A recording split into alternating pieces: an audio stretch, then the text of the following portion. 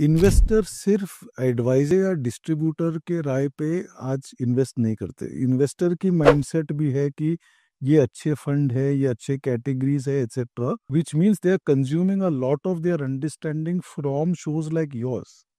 It is not only the distributor advisor relationship that is there.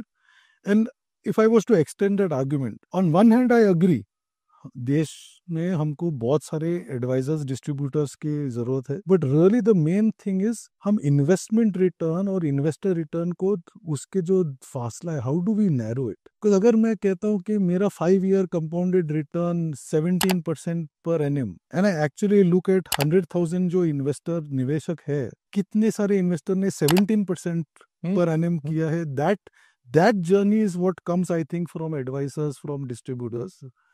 The investment return will come from us, but the investor return will come from people like you and advisors.